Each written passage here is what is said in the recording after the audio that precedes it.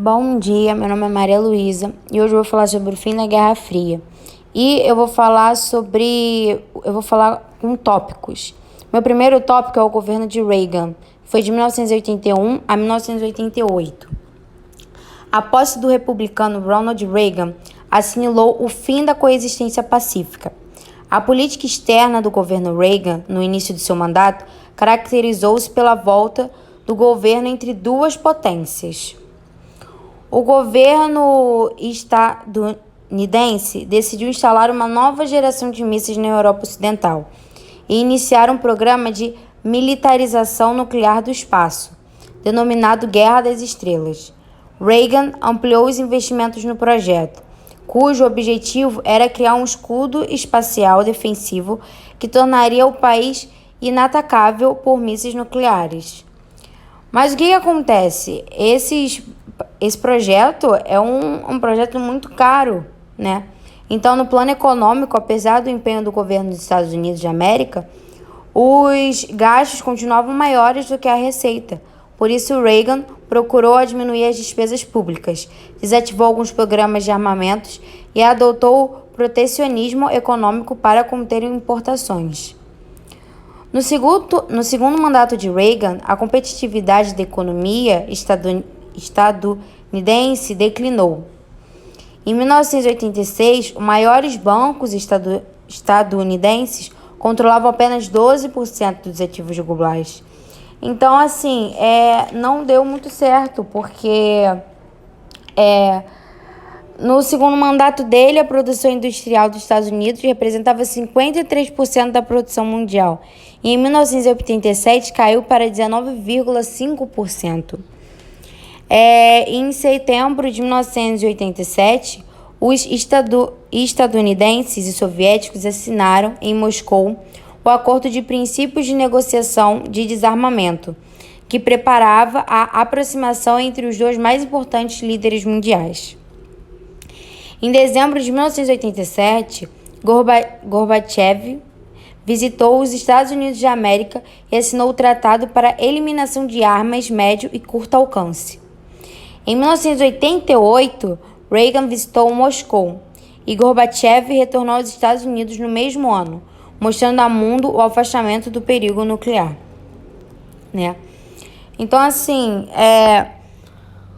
teve um custo, diminuiu a porcentagem, então foi um acordo de negociações de desarmamento, né? Falando assim. Meu segundo tópico é os anos de 1980 da União Soviética, né? Que foi de Perestroika e Glasnost. Quando o líder Brezhnev faleceu, o regime soviético mostrou sinais de fragilidade, até mesmo na condição física de seu dirigente. Yuri Andropov, que sucedeu Brezhnev, morreu apenas 15 meses depois de assumir o cargo. Konstantin Cherko, que o substituiu, governou por apenas 13 meses. Na luta pelo poder, abriu-se caminho para o reformatista Mikhail Gorbachev, que assumiu como secretário-geral do Partido Comunista da União Soviética e colocando em prática suas palavras em ordem, Glasnost e Perestroika. Que Glasnost, né, que significa um abrandamento da censura, e Perestroika introduzia critérios de eficiência na gestão da economia, debilitada pela burocracia e pelos gastos excessivos no programa militares e espacial, né? Em 1986, Gorbachev iniciou a Glasnost, ou seja, a abertura e a reestruturação interna do sistema político e econômico da URSS, né? Da mesma forma, pleiteou o retorno da força dos sovietes, os antigos conselhos de operários e soldados, que se construíam no Exército Popular na Revolução de 1917. O líder soviético propôs uma nova forma de planejamento econômico, que significou o rompimento com os planos quinquenais.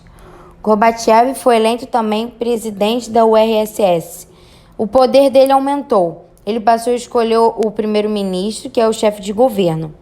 No plano interno, as exigências de aceleração no processo de reformas econômicas rumo a forma explicitamente capitalistas Eles conquistaram apoio popular e foram habilitamente explorados pelo ambicioso Boris Yeltsin.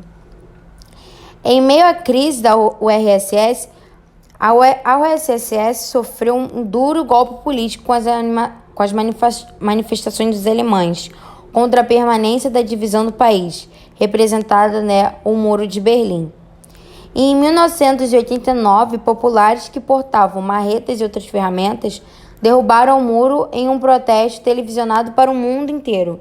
Com aquela barreira física, iniciou-se um processo que terminou a reunificação da Alemanha.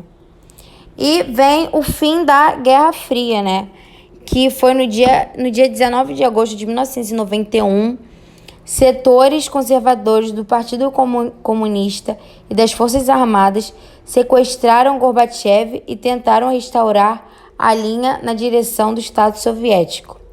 Yeltsin promoveu a desmontagem das principais instituições da URSS e a proclamação da independência da Rússia. Em dezembro de 1991, a União Soviética deixou de existir e foi substituída pela Comunidade dos Estados Independentes, um fórum de coordenação entre várias repúblicas sem governo central. E em 1992, Yeltsin anunciou um programa radical de desestabilização da economia. Teve aumento de preços, e em alguns casos em até 30 vezes. Provocou as primeiras manifestações públicas contra Yeltsin. Um confronto aberto entre o presidente Yeltsin e o parlamento que impôs obstáculos ao seu programa de reformas. Isso marcou o ano de 1993. O conflito culminou com a votação parlamentar da demissão de Yeltsin, violentamente respondida pelo presidente com a ocupação militar da sede do parlamento. Esse episódio, no qual morreram mais de 300 pessoas, respaldado pelas Forças Armadas, pela União dos Estados Unidos da América, Yeltsin promoveu reformas na Constituição que reforçaram o seu poder. Então, esse é o meu trabalho, eu tentei resumir. É um tema grande, porque aconteceu milhares de coisas. Eu tentei resumir, tentei explicar de uma forma resumida do que aconteceu, porque também não dá para explicar tudo. Mas foi isso o meu trabalho. Obrigada, tchau, tchau.